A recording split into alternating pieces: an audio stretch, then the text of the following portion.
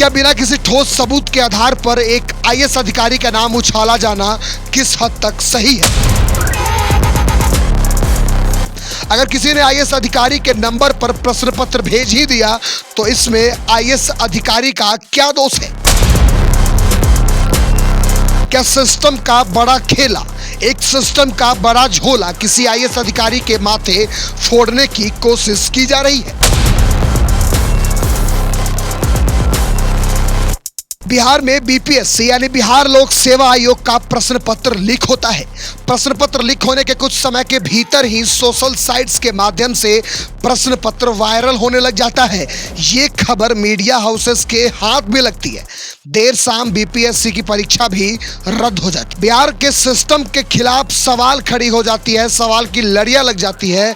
इस बीच जांच की कमान साइबर क्राइम के यूनिट के हाथ भी सौंप दी जाती है। साइबर क्राइम की यूनिट 4 लोगों को गिरफ्तार करते हैं, जिसमें कुंवर सिंह कॉलेज के प्राचार्य, वहां तैनात दंडाधिकारी, प्रखंड विकास पदाधिकारी समेत 4 लोग होते हैं जिन्हें गिरफ्तार कर लिया जाता है। गिरफ्तारी के बाद आर्थिक अपराध इकाई यानी कि ईओयू के द्वारा जांच के बाद एफआईआर में 2 नंबरों का खुलासा किया जाता है, जिसमें एक नंबर बिहार सरकार के पंचायती राज विभाग के निदेशक आईएएस डॉक्टर रंजीत कुमार सिंह का बताया जाता है।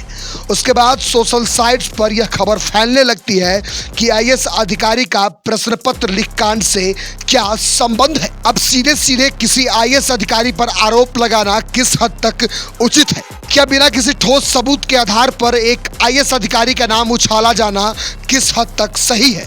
अगर किसी ने आईएएस अधिकारी के नंबर पर प्रश्न पत्र भेज ही दिया तो इसमें आईएएस अधिकारी का क्या दोष है? क्या सिस्टम का बड़ा खेला, एक सिस्टम का बड़ा झोला किसी आईएएस अधिकारी के माथे फोड़ने की कोशिश की जा रही है? अब आपको हम बताते हैं कि ये पूरा कवायद, ये पूरा सिलसिला क्या कुछ कह रहा है। आईएएस रंजीत कुमार सिंह 8 मई को जब कहीं जा रहे होते हैं तो 11:43 के समय पे उनके व्हाट्सएप पर कोई डॉक्यूमेंट्स आती है जो कि बीपीएससी का प्रश्न पत्र होता है। वो उस प्रश्न पत्र को देखते ही तत्काल बिहार लोक सेवा आयोग के परीक्षा नियंत्रक को भेज देते हैं। वो एक सच्चे नागरिक की तरह अपने कर्तव्यों का निर्वहन करते हैं, लेकिन उससे पहले प्रश्न पत्र सोशल मीडिया पर वायरल हो गया होता है। मीडिया हाउसेस खबर चला रही होती है। अधिकांश चैनल पर प्रश्न पत्र वायरल होने की ब्रेकिंग न्यूज चल रही होती है।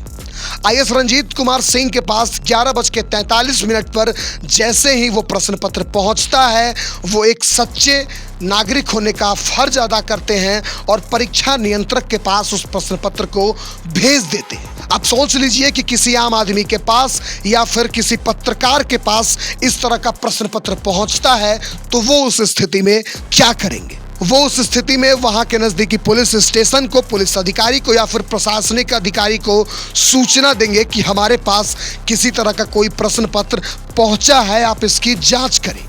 इसका मतलब ये नहीं कि उन्होंने प्रश्न पत्र वायरल करने का सिलसिला वो शुरू किया। विभाग को अगर जांच करनी है तो वो उस दिशा में जांच करे कि आईएएस रंजीत कुमार सिंह के व्हाट्सएप पे आखिरकार जिसने वो डॉक्यूमेंट्स भेजा, वो प्रश्न पत्र भेजा, उसके पास प्रश्न पत्र कहां से पहुंचा और उसने क्यों भेजा। बिना किसी ठोस सबूत के बेबुनियादी बातों को नज़र में रख करके एफआईआर में किसी आईएएस अधिकारी का नाम उछाल देना किस हद तक सही है? आपको क्या लगता है? कमेंट करके हमें जरूर बताइएगा। अब चलते हैं आरा लेकर के। आरा में 12:15 के बाद जब हंगामा शुरू होता है, उससे आधे घंटे के पहले बीपीएससी के परीक्षा नियंत्रक के पास पेपर की कॉपी पहुंच गई होती है। बावजूद उसके बीपीएससी के जो परीक्षा नियंत्रक होते हैं वो सिर्फ जांच करने में मगन होते हैं। ईओयू के जांच रिपोर्ट में एक और खुलासा होती है जिसमें यह पता चला होता है कि बीपीएससी के पास परीक्षा शुरू होने के 10 मिनट के अंदर में इसकी सूचना पहुंच गई थी कि पेपर लीक हुई होती है, लेकिन वो उस वक्त तक खबर की पुष्टि नहीं करते।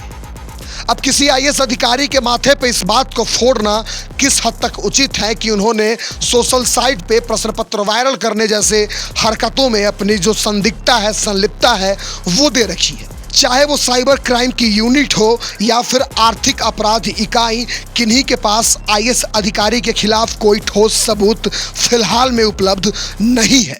सिर्फ उनके नंबर के आधार पर एफआईआर में उनके नंबर को और उनके नामों को उछालना और सोशल साइट्स पर उनके नामों को उछालना किस हद तक सही है, कमेंट करके जरूर बताइए। और ये भी बताइए कि कहीं बिहार की सिस्टम किसी आईएएस अधिकारी के मत्थे पे अपना ये झोला फेंकना तो नहीं चाह रही है।